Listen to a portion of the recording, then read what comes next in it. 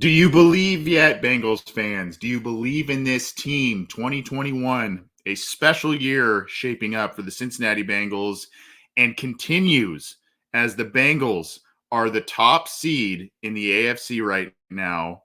It's still early in the season, 5-2, beat the division rival Baltimore Ravens in Baltimore and do so in fashion that is quite impressive. Quite impressive.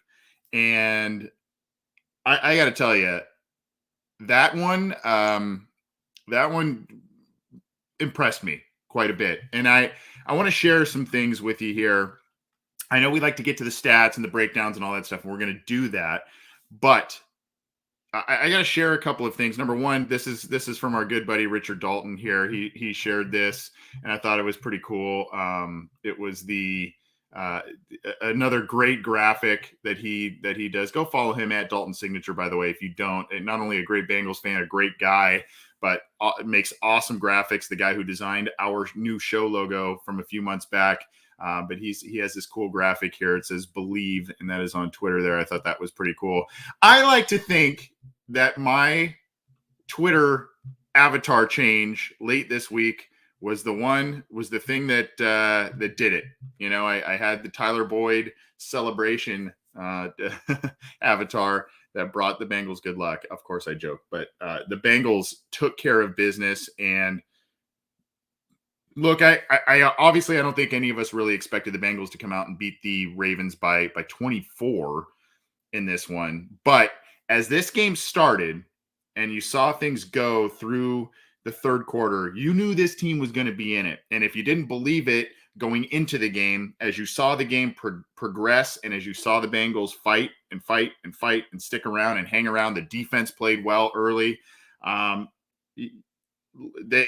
knew they were going to be in it. And look, I don't know. Some of you may have watched our shows, my show, whatever, for a period of time. And one of the things that always stuck out to me that was a thorn in Zach Taylor's side, a thorn in this Bengals team side in the early years of the Zach Taylor foundation, I guess, or the Zach Taylor era, was a lack of complementary football. And what I mean by that is, hey, either number one, you got to have all three phases playing well. Or number two, if one phase is not playing well at a certain point in the game, you have to have another phase step up and play well.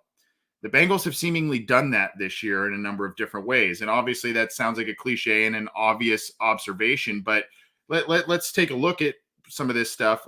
Early on, the Bengals offense wasn't doing that much, but the defense really held Lamar Jackson in check, really held that rushing attack in check, and kept getting the ball back for the offense. All of a sudden, the Bengals score some points. They do what they do right before and right after halftime. They score points, and they get a lot of momentum that way. Then the defense lets up, and Baltimore starts to score some points on offense. The defense that carried you maybe for the first two quarters or so let up for a little bit. Then the Bengals offense explodes. 21 unanswered points at one point in the second half. Unbelievable performance by a number of Cincinnati Bengals. There are very few negatives to take out of this one. Very few negatives to take out of this one. You know, I don't know if it's up yet or not. That's kind of why there was a little bit of delay in terms of me going live after the game. I had to write up I had the pleasure, I should say, of writing up something on Cincy Jungle, which was the winners and losers post, and I couldn't find losers. I mean, there were points, there were things in this game by certain players, there were plays in this game by certain players that I said, you know, I had some issues with early on. Jonah Williams had really big trouble with Justin Houston, very big trouble with Justin Houston, and there is no doubt about that. However, did you notice in the second half, they were able to run the ball a little bit more towards the end of the game? Justin Houston wasn't a factor in the second half.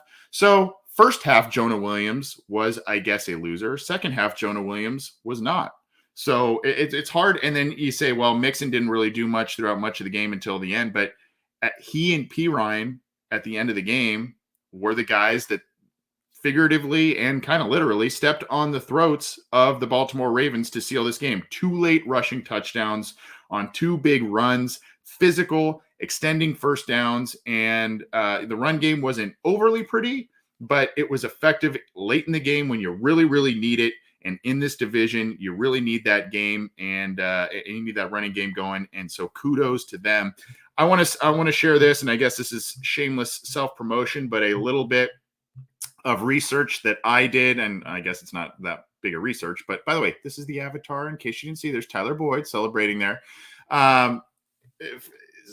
For those who are not tuning into the video here, against the Steelers and the Ravens on their respective home turfs. This is a tweet I put out a little bit ago, meaning in Pittsburgh and in Baltimore.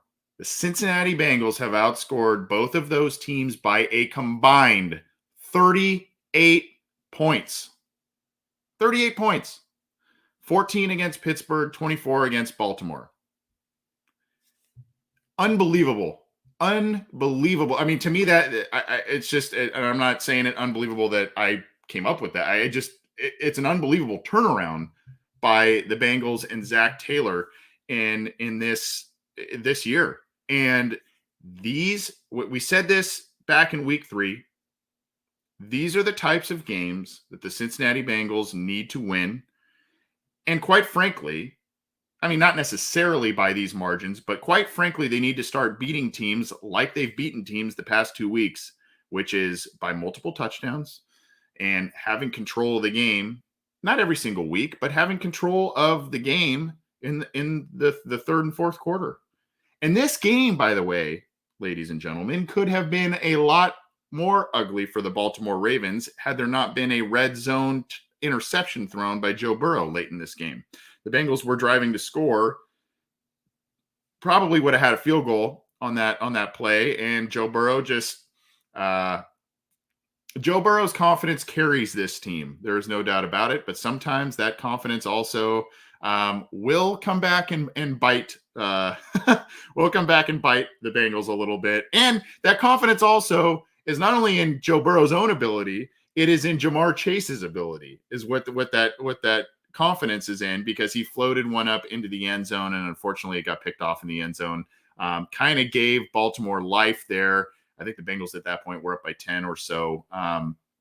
So I mean, and thankfully, here we go back to the complementary football, right? The Bengals offense at that point was kind of carrying the defense a little bit, because Baltimore's offense was figuring some things out. So they were getting points on the board, and they were going kind of score for score, were the Bengals and the Ravens. And then you go and throw this red zone interception. Lo and behold, the Bengals defense on the next drive hold the Baltimore Ravens and get the ball right back for the Bengals on a fourth down stop. Bengals end up getting a rushing touchdown, and the rest is kind of history there. So that's what was huge today, was the complementary football aspect, in terms of sometimes the units were playing well all at once, and other times when a unit was not playing well, another one would step up and do what was needed. And that is a sign of a good football team. You know what else is a sign of a good football team? By my count, one penalty. One penalty. And this has been something that's actually been a trademark of Zach Taylor in his time as head coach. There have been struggles. There's been questions on play calls. There's been questions on all kinds of different things.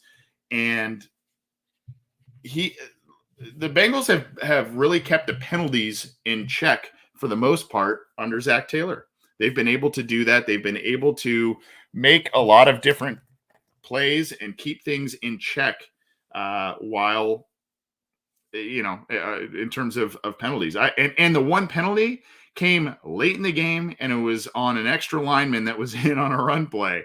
So, I mean, a very, very clean game. I will say the refs were not really overly they were not flag happy today. They were not pulling out the handkerchiefs on a lot of different occasions wherein they could have. But at any rate, that's a good sign for the Bengals.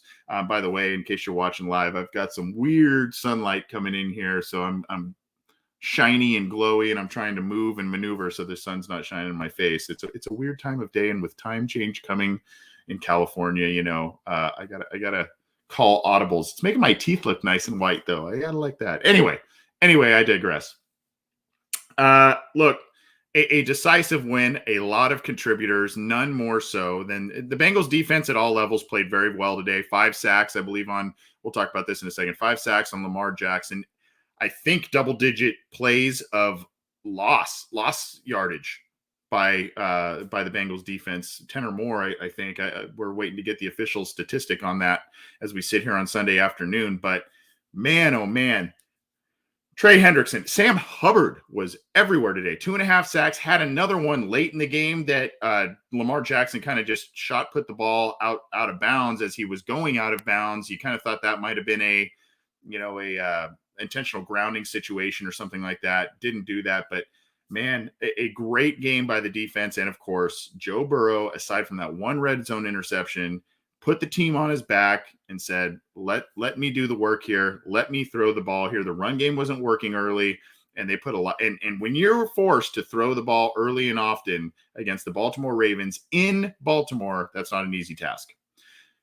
Burrow was getting hit. He got hit early by Justin Houston, but overall, the offensive line was able to piece together a pretty solid game. The offense was explosive, over 500 yards of offense by the Cincinnati Bengals. And guess what? Joe Burrow threw for over 400, and Jamar Chase had over 200 yards receiving today. I don't know what else you can say about Jamar Chase. If you're still talking about Penei Sewell for the Bengals, I don't even want to hear it. And I'm a big Penei Sewell guy. I still am. I was. I was a Jamar Chase fan as well when the Bengals had that option to choose either of those players. That's not even a conversation anymore. It's not even a conversation anymore. And if you think that the Cincinnati Bengals still did not make the right pick at number 5, I don't know what to tell you. And by the way, in case you forgot, that play, the 82-yard catch by Jamar Chase, there was a lot of AJ Green against the Ravens. That was a little prettier play in terms of Dalton floating one to Green a few years back there, where Green kind of shot through some defenders and caught a ball, and it was just an amazing play. But that one here too, with Chase on the slant, throws a little behind him, makes a nice catch, and just breaks and spins around guys, breaks some tackles, and takes it all the way. This team's fun. Not much else to say about that. Let's get to some stats, and then I got something funny to share with you guys too that I didn't see until or know about until after the game. So I'll share that with you a little bit later. I'm Anthony Cosenza with Cincy Jungle and the Orange and Black Insider. That's this podcast, part of the Cincy Jungle Podcast Network, along with Ace and Zims, Orange is the New Black, Matt Minnick's Chalk Talk and Coach Speak. All of that is part of the Cincy Jungle Podcast channel. You can get the Cincy Jungle Podcast on your favorite audio streamer, whether that's iTunes, Stitcher, Spotify, Google Podcasts, iHeartRadio, any of the major ones. We are on that. And of course, if you go, I believe it's right here with my shiny hand because of the sun. If you click right down there, there is a logo that you can click, subscribe to our channel, get notified when we go live, get notified when new content is available. And so please do that. And leave us a review on the audio channel if you would. Let us know what we're doing right, what we're doing wrong. Hopefully we're doing things right, but I don't know. Anyway, we have literally hundreds of live viewers right now tuning in on a variety of different platforms, which is awesome and crazy. And it shows your folks' passion for this team and your excitement level for this team, which is awesome. And the fact that we have hundreds of live viewers right now just tuning in is very flattering. Appreciate that. Hey, so let's get to some of these statistics and whatnot, and then we will share a couple more things and hop on out of here as we celebrate the Bengals stomping all over the Baltimore Ravens 41-17. I want to preface this before we get to the stats and whatnot. I want to preface this with a little something as well. This week, if you saw when we previewed the game with the good guys, Glenn and James at 410 Sports Talk, this week a lot was made with some comments that really shouldn't have been any kind of comments by Logan Wilson about Lamar Jackson. He was being complimentary of Lamar Jackson. He was complimenting all of the skills of Lamar Jackson and the added dimension that Lamar Jackson brings at the quarterback position and for the Baltimore Ravens, yet somehow it got misconstrued. The media ran with it and they tried to create bulletin board material for the Baltimore Ravens. Well, kudos to the defense, kudos to the Bengals, and kudos to Logan Wilson. Logan Wilson had 7 total tackles and 1 for loss in this one. Not an outstanding day, didn't get the interception, and Lamar still got some stats for sure, but let's be honest, the Bengals defense did just about everything you can hope for against this type of team, aside from creating a turnover. They corralled him pretty well. Lamar still had some great plays. That throw and catch to open the third quarter was outstanding by Lamar Jackson, and I think it was Hollywood Brown there. But kudos to Logan Wilson. He took the high road with it and just kind of kept trying to clarify what he said. It was a compliment. It was a compliment. It was a compliment. And people kind of seemingly didn't really want to hear it, but Logan Wilson and that defense stepped up. Lamar Jackson played well still, but regardless, you gotta just kind of say, you know what? We don't have to hear about this week. We don't have to hear about the bulletin board material that Logan Wilson provided this team. So kudos to everyone on that side of the ball. And hey, I know we have critics of, and I have been critical of Lou Anarumo. This year's different, man. This year is different, and not only just in the wins and loss column, not only because Burrow's healthy, not that defense is playing very, very well. And I think also, if you were to say to me yesterday, hey, by the way, the Bengals are going to be so in control of this game tomorrow that Brandon Allen is going to get snaps, I would have probably laughed. I did not think that was going to be the case, and that Joe Burrow was going to be sitting midway through the fourth quarter in Baltimore against the Ravens. I just did not think that was going to take place. At any rate, here are some statistics. 23 of 38, a 10 for 416 for Joe Burrow, 10.9 yards per pass, 3 touchdowns, the 1 interception, only had 1 sack. I will say this, the offensive line held up much better later than they did earlier, but you also have to credit Burrow. He danced out of some potential sack opportunities, and you have to credit guys like Drew Sample. You have to credit guys like CJ Uzama, Samaje Perine, Joe Mixon. There were some chip blocks and picking up of blitzers in this game that were absolutely crucial. Absolutely crucial. And we'll talk more about CJ Uzama in a second, but absolutely crucial blitz pickups by a number of kind of ancillary weapons, if you will, on offense, at least in the passing game. So kudos to those guys. That's not going to show up in any kind of stat columns except for Joe Burrow's for completing passes against those types of looks. However, they sprang a lot of opportunities for Burrow and the Bengals offense. 3 touchdowns, 1 interception, 1 sack, a 113.5 rating. By the way, this is courtesy of ESPN. I like using their box scores for a variety of reasons. So we're sharing that one for you there. Again, Joe Burrow, 23 of 38. And a lot of those incompletions came late. A lot of them came late. So, take that for what you will. He has 416 passing yards. Of course, the 7 yards taken off for the sack. There's still over 400 yards, a career high 416 passing yards for Joe Burrow. And oh, by the way, multiple touchdown passes in 7 straight games, ties a franchise record with he who shall not be named, the other number 9, his predecessor. So an amazing start to the year for Joe Burrow. I believe that now puts him at 17 touchdown passes and 8 interceptions, somewhere in that neighborhood. So an amazing day and year, quite frankly, for Joe Burrow. Joe Mixon going down the rushing totals here. Joe Mixon, 12 carries, 59 yards, close to 5 yards per carry. All of a sudden, he kind of popped a couple of big ones, including the 21-yarder. Got in the end zone for a touchdown. A real gut punch of a touchdown by Joe Mixon there. And there was another run. I believe it was same drive still before that.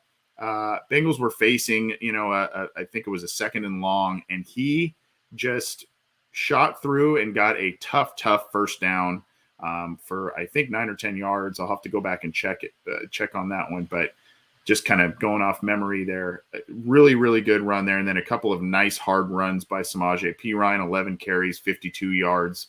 Another just touchdown. And that touchdown at the end, that was kind of Baltimore waving the white flag. I mean, you could kind of tell at that point they were like, yeah, we're not tackling this dude. And Perine obviously is a load. And congrats to Perine too, because he didn't play last week, and a lot of us, including myself and my co-host John Sheeran and many fans, it's Cincy Jungle, were saying, hey, it's Chris Evans time. It's Chris Evans time. Do not count out Samaje Perine and what he does. And by the way, they pointed it out on the telecast. Right after he scores the rushing touchdown, what does he do? He goes on kickoff coverage. And that's kind of the character, I think, that we're starting to see a little bit more of now that the Bengals are winning. But that is the character, that is the locker room culture that Zach Taylor has been attempting to breed. That is what he has been attempting to create. And those are the things that, it's small things, and they don't get noticed when you lose. But when you win, those are the other things that get noticed. And Chris Evans did not get in the stat sheet today there. So Joe Burrow, 1 carry, 0 yards. That was on a 2nd and short. So he didn't do the quarterback draw stuff, but did an amazing job in the passing game. And Jamar Chase, my goodness. And I will say this. The one kind of like, oh boy moment of Jamar Chase in a negative way was that weird fumble play after a catch. I don't know about you all, but when I saw that and when they were reviewing it, I said, how this gets reviewed and how this gets called will basically say, I mean, I kind of said that's going to dictate what the end result is. I know it was still kind of early-ish in the game, but I kind of said, if the Bengals get kind of screwed out of this, I think that's not, we're going to see a result that's going to be pretty devastating. But credit to the officials on that, because that was a really convoluted, weird play. And based on the rules, they got that one correct. Gene Steratore, who is the CBS, he was an NFL official for a long time, now works for CBS and kind of their expert capacity. He explained it during the review. And the referees, they didn't call a lot of pass interference plays or anything like that should have been called or maybe could have been called. They got that one right. And it was a very, very weird, convoluted play, but they got that one right. Over 200 yards, though, for Jamar Chase on 8 catches, 10 targets, the 82-yarder, a big one, 25.1 yards per catch. 25.1. Oh, and then you go CJ Uzomah on National Tight Ends Day. And everybody thought, including myself, that Mark Andrews was going to be the star of the show. CJ Uzomah, 3 catches, 91 yards from your tight end, 30.3 yards per catch, 30.3 and 2 touchdowns. He is having an immense year. There's been a couple of games where he did not get many touches, but CJ Uzomah is kind of the unsung hero of the year for this team in a lot of different ways. He picked up a block today. He's got, I think, 5 touchdowns now on the year. And man, oh man, he is just playing very, very well, and couldn't be happier for that guy who has asserted himself as a locker room leader. You go back to week 1, had the big catch to set up the game-winning field goal in overtime, had the big game against the Jaguars in a game that the Bengals just kind of had to have. You had to win that game for a number of reasons, both emotional and for the trajectory of your season. And then today, coming up huge on the road against a division rival. Congratulations, CJ Uzomah. 3 catches, 91 yards, 2 touchdowns. Higgins, up and down day from Higgins. You can see here 15 targets to T. Higgins. He was the guy they were trying to get the ball to today. And I think credit to the Bengals and credit to Baltimore at some point, because Jamar Chase for the first quarter and a half was bottled up, as was the Bengals passing attack. And so the Bengals early tried to get the ball to T. Higgins. It didn't really work very well. He has 7 catches on 15 targets, so less than a 50% catch rate for Higgins on the day. But he was getting just mauled by defensive backs, absolutely mauled. And there probably could have been at least 2 pass interference penalties that could have been called. They were not. And so still, even with all that, 7 catches, 62 yards, he came up with a big catch late in the game to extend the drive. So Chase, and for good reason, and Uzama gets, the praise and all of that, but some tough work done by T. Higgins today. And so, he had a pretty good day despite the catch to target disparity. Tyler Boyd, another tough day there, but a big 25-yard catch, 4 catches on 7 targets. Again, just those defensive backs were really bracketing him as well, and a big 23-yard catch by Samaje Perine as well. So tough sledding for some of these guys, but you gotta give respect where respect is due here.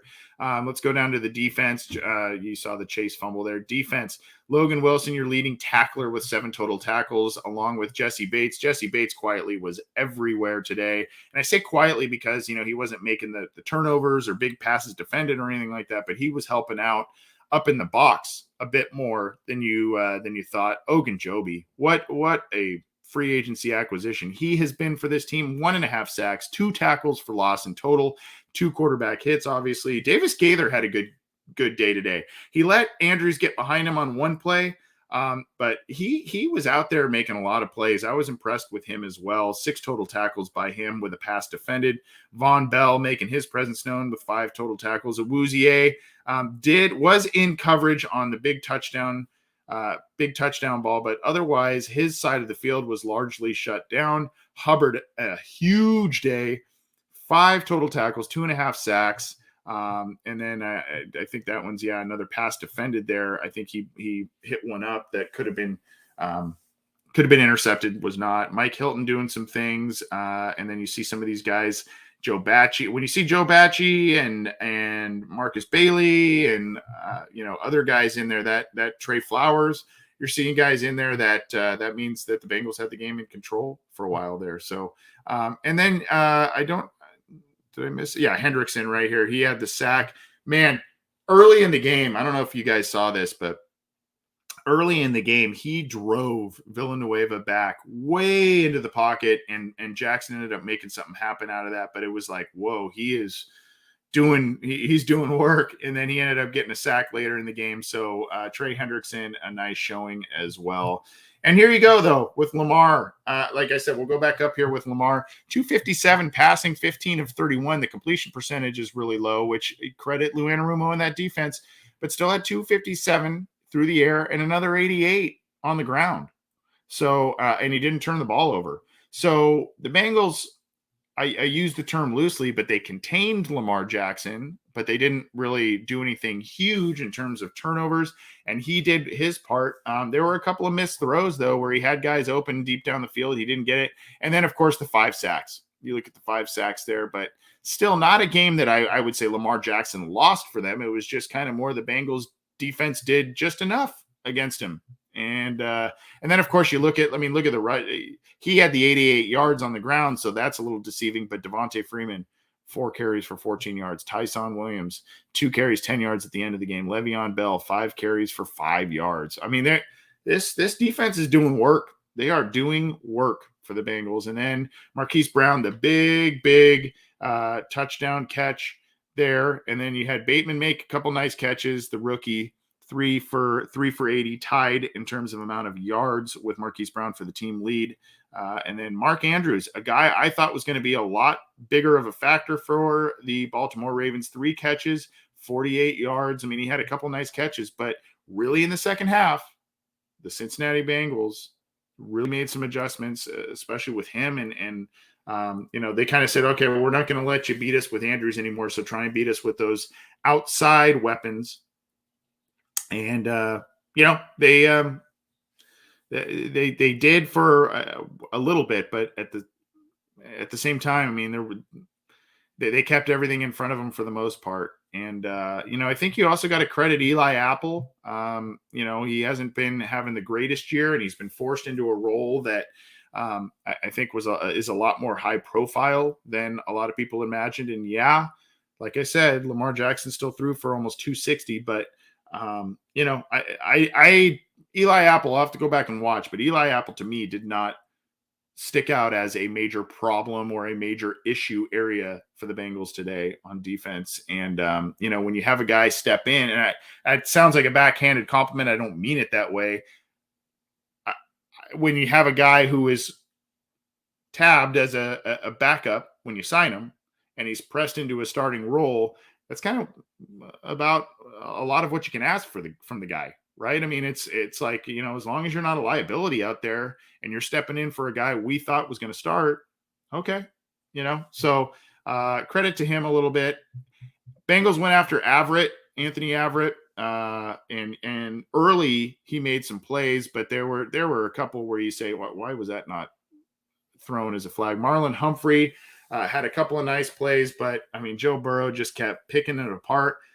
And kudos to Josh Bynes. I thought Josh Bynes had a couple of nice plays here, and the Ravens of late have used him in the middle to give a little bit of, I guess, mental relief from Patrick Queen so that he can kind of rely a little more on athleticism at the weak side spot. So, he was out there, and I think it's a savvy move, also a savvy pickup for Baltimore to use him this week against Joe Burrow. I mean, obviously Bynes knows some of the things that they want to do being with the team last year. Bynes was a locker room leader last year and kind of really corralled that linebacker group by the Bengals, that young group, and led them. And so, I have a lot of respect for Josh Bynes, especially at this point in his career and what he's doing. And he just continues to kind of keep making plays here and there. So good for him. He did have a tackle for loss there. Calais Campbell, he did have a half sack. I thought he had a pass defended, but I guess not. But he and Tyus Bowser combined for a sack, and that was it. I mean, that was basically it. And then, of course, you go down to the kicking. In a way, you could say that McPherson outdueled Justin Tucker. The Ravens at some points didn't really give Tucker an opportunity to kick. I thought they would let him kick. Obviously, being outdoors and in that weather was a little different. McPherson nailing a 52-yarder. Go for it. I mean, that's just awesome. 5 extra points, 2 of 2 on field goals, hitting the 52-yarder on the road against Baltimore in a game that means division lead at roughly in between the third and halfway point of a season. That's huge. That's why you draft the kid.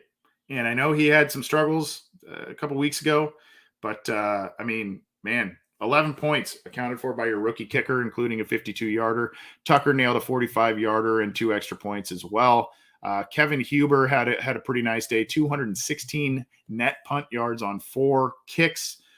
Only one was inside the 20, and that was late in the game. Another one was a very nice kick, but they got a decent little return out of that, so they brought it just past the 20. Did the Ravens? So that's kind of a little bit of the tail of the tape there. Let me see if I can pull up something else real quick. I'm going to pull this up. This is the drive summary and play-by-play here again. Anthony Cosenza with CincyJungle.com and the Orange and Black Insider Bengals podcast. Let's look at. I'll share this here. This is kind of the drive summary. We can kind of see that I am glowing because of this. Not only because of the wind, but the glare from the sun. If you're watching in this video, it's crazy. Here we go. Right here. Here's some play-by-play here. Gosh, we've got hundreds and hundreds of live viewers. Hello, everybody. Good to have you with us as the Bengals beat the Baltimore Ravens 41-7. So the Bengals punt early, then they get the field goal. Then you've got a punt. So they kind of had that little bit of a lull that we talked about that's concerning in terms of offensive drives. And you see here, 3 and out, right? Not good. But then all of a sudden, they get the touchdown. Then they get the field goal right before the half. Then Baltimore comes out and strikes. Nice play there, deep touchdown. And then you have the Bengals. Here, look at the possessions before and after halftime. And this is what the Bengals have done to perfection this year to get them to be 5-2. Touchdown, field goal. It's 10 points in their 2 possessions right before the half. And then the Ravens have the ball and they just end the half, right? Then coming out of half, touchdown, touchdown. That's where the game, in my opinion, was won. Touchdown, field goal, halftime. Touchdown, touchdown. You're done. I mean, that if you can explode that way, that tells you, and this is the sorry, we've got a audio thing here. Come on. If you can put that really kind of a beatdown on your opponent right before half and right after half and dominate those possessions, that's demoralizing. That is demoralizing. And that is something with this team. I can't recall another team, and now I haven't really looked that hard into it either, but I can't recall another team, much less a Bengals team, dominate going into the locker room at half and coming out of the locker room at half as this team has done in 7 games this year. Very, very surprising. Very, very surprising. You got to give a lot of credit. Just some kind of final thoughts here, and then I've got a funny thing to share here. You got to give a lot of credit to Zach Taylor. And I know he's had his critics, including myself at times and including others at our site and on our podcast and everything. And for good reason. There have been a lot of questions, but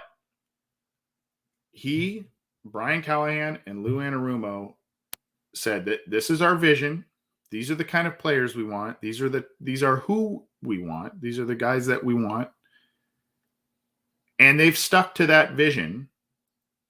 And it's taken them a long time to see the fruits of that. But you're seeing guys that were either castaways from other teams, or they're on rental deals with the Bengals, or they just swung, like a BJ Hill move, right? He's been a little quiet of late, but early in the season was outstanding. A trade like that. They've just done a lot of good things. And the acquisitions, I know we all loved Carl Lawson, but the acquisition of Trey Hendrickson, 6.5 sacks through 7 games. The acquisition of Larry Ogunjobi. DJ Reader coming back, their big acquisition from last year. It's just paying off. It's paying off really, really well for them. And you have to give all of those guys credit. They told us to be patient, and we didn't want to listen to it because we're Bengals fans and we've already tried to be patient for a really long time and it hasn't always worked out, but you got to give them credit, and Duke Tobin as well. Some of these things in this rebuilding effort were ugly. The offensive line play a lot of times was not up to snuff. You can look at the defense, was definitely not up to snuff. The departures of guys like Carlos Dunlap, that was pretty ugly. But now you don't think about that when this team is 5-2. You're thinking about how well this defense is playing, how well Joe Burrow is playing after that injury, how well the run game is helping, even amidst dry spells in a game, how well that run game is supporting this team. Joe Mixon, Samaje Perine, Chris Evans. Not today, Chris Evans, but it's throughout the season, it has worked well in a lot of different regards. So you have to give a lot of people credit, and for staying the course while we didn't want to stay the course. You have to give a lot of those people credit. I want to share something with you before we get on out of here. We've been going for about 40 minutes. Appreciate you all tuning in. First of all, before we get to this kind of fun story that came out of this, I don't know if fun actually is the right word, but entertaining, I guess, story that came out of this game. I want to tell you all about Symbol. If you have listened to this show for any period of time, Symbol is a partnership that we have, simbull.app/OBI. This is a platform where you can you can invest in sports teams like it's the stock market. You can invest in teams like the Bengals. You can invest in other teams where you see an opportunity to make some money, and a lot of folks have. And oh, by the way, now if you use the promo code OBI, which has always been the promo code, but if you use it now, you can deposit up to $500 and have your money covered, or you have a money back guarantee for the first 90 days. So if you go in there, you deposit $500 and you're investing and it's not working out for you in the first 90 days, you can get your money back covered up to $500. I don't know a lot of other quote unquote gambling or sports betting or anything like that gives you that kind of protection. And it's because it works. If you're savvy enough, you do your research, it works. And sometimes you have to be patient. You have to let these things pay off. And hopefully, when we first partnered with Symbol back before the draft this year, I hope that our listeners invested in the Cincinnati Bengals, because you're going to look pretty smart at this point in time. Between the draft pick of Jamar Chase and their 5-2 record and being the kings of the AFC North at the current moment, you probably could have made some money on the Cincinnati Bengals, quite a bit of it. So go to Symbol, simbull.app/OBI, and use the promo code OBI to get your money back protection for 90 days. Check it out. Man, we've got a lot of live listeners. This is fantastic. I love it. And that just shows what this team is doing to a lot of folks. I love it. Here's an interesting story. I got to give a tip of the cap to Chris Rolling over at Bengals Wire, because that's where I initially saw it. And I think this actually is on here too. But this is, I'm using the story because the tweet is for some reason isn't showing up well, by Timothy Burke. There was a moment on the Ravens radio broadcast.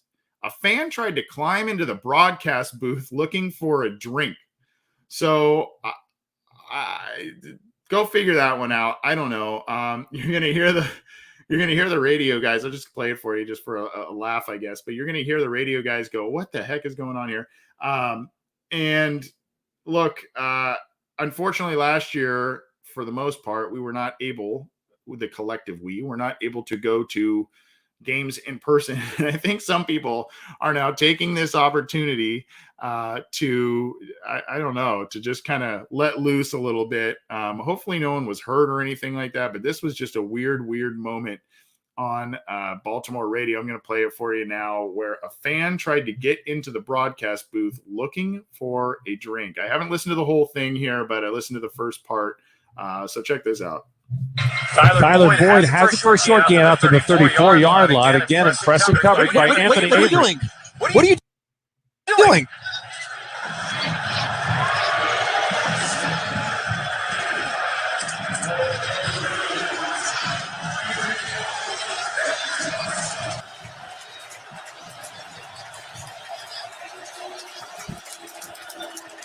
Third down and 6. Burrow in the shotgun. Ravens bunch 6 along on defensive front.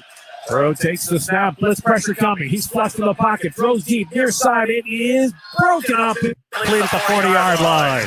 T. Higgins was the target. Anthony Averett had great coverage. And that is going to force the punt team on. If you were listening, you heard Femi say, "What are you doing? What are you doing?" He was not talking to the players or the coaches. We actually had a fan who was trying to climb into the broadcast booth. She said, "I'm a veteran and I'm looking for a drink." Yeah, I don't serve drinks at the game. I might make some cocktails at home, but this is not the right time or place. Anyway, thankfully it didn't seem that anyone got hurt or anything, and it was just kind of a harmless, weird thing. Hopefully I'm correct on that. Obviously, if someone did get hurt or anything, I don't want to make it a laughing matter, but I heard that and I just was like, oh my gosh, what's going on there? So, hey, relish this one. I guess hopefully that situation was calm enough that, again, nobody got hurt or anything. To my knowledge, there's been no other issue with it. Just kind of a wacky situation where you can get hopefully a chuckle out of that. At any rate, hey, Bengals are 5-2, atop the AFC North, the top seed in the AFC right now as it sits. So they've got the Jets coming up. Zach Wilson left that game with a knee injury, so we'll see what happens there. But hey, gotta like what we've seen from the Cincinnati Bengals from the most part. And if you go back and look at the Packers game, you go back and look at that Bears game, man, they're close to being 7-0.